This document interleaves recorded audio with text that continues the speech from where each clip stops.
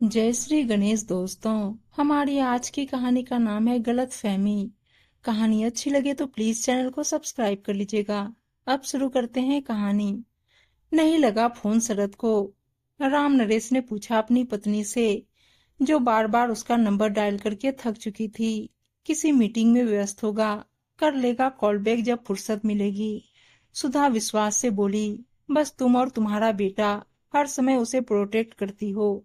स्वीकार क्यों नहीं कर लेती कि वो बदल गया है। आप क्यों गाल फुलाए बैठे रहते हो उससे। जवान लड़का है, आखिर उसका भी घर परिवार नौकरी है, व्यस्त नहीं हो सकता क्या। तो कभी हमारी सुध ली उसने। क्या उसका फर्ज नहीं ये देखना कि हमें कितनी आर्थिक तंगी से गुजरना पड़ रहा है। मकान का किराया दूं या दवा दारू करूं, अच्छा पौष्टिक खाना कैसे खाऊं। एक पेंशन ही तो एकमात्र सहारा है मेरा। तो कभी उससे मांग लो, दौड़ा चलाएगा वो।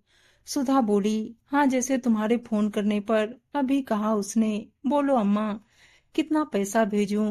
क्यों टोन कर रहे हो, कहीं व्यस्त होगा, नहीं तो फोन तुरंत उठाता।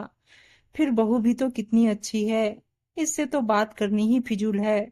उन लोगों का गुणगान ही करती रहेगी। तुम्हारी तरह मुंह भी नहीं फुलाती मैं। सुधा बड़बड़ाई।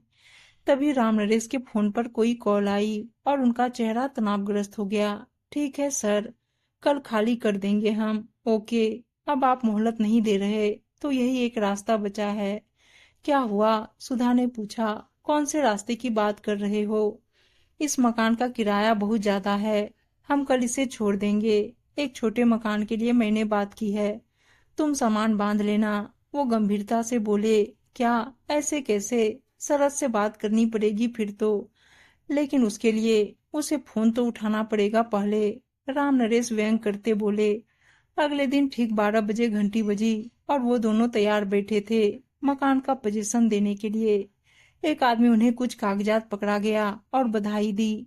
आप अब इस मकान के मालिक बन गए। भूचक्के से वो दोनों देखते रह गए। तभी शरद का फोन आया। बाबा मुबारक हो नए मकान की। पर ये सब कैसे हुआ, वो चकित थे अभी भी। कल उनका फोन आया था मेरे पास, पूछ रहे थे घर में कोई परेशानी चल रही है क्या। तब मुझे पता चला, आपने कभी जिक्र ही नहीं किया। सॉरी बाबा, गलती मेरी ही थी। मुझे वक्त निकालना चाहिए था आपके लिए। अब मैंने ये मकान आपके नाम खरीद लिया है। जल्दी ही मिलता हूँ आपसे। जुग जुग जियो बेटा। राम नरेश की आंखों से अविरल आंसू बह रहे थे। तू सही थी सुधा, तुझे अपनी औलाद पर सच्चा विश्वास था। मैं ही बिना मतलब उससे मुंह फुलाए रहता था। दोस्तों, आपको ये कहानी कैसी लगी बताइएगा जरूर। आधुनिकता की दौड़ में बच्चे अगर आपसे दूर हैं, व्यस्त हैं, तो इसका मतलब ये नहीं कि वो बदल गए हैं। उन्हें समझे और सबसे बड़ी बात है, अपनी परवरिश पर भरोसा रखिए। उम्मीद है दोस्तों कहानी अच्छी लगी होगी, और अच्छी अच्छी कहानियां सुनने के लिए चैनल को सब्सक्राइब और वीडियो को लाइक शेयर जरूर कर दीजिएगा। धन्यवाद दोस्तों।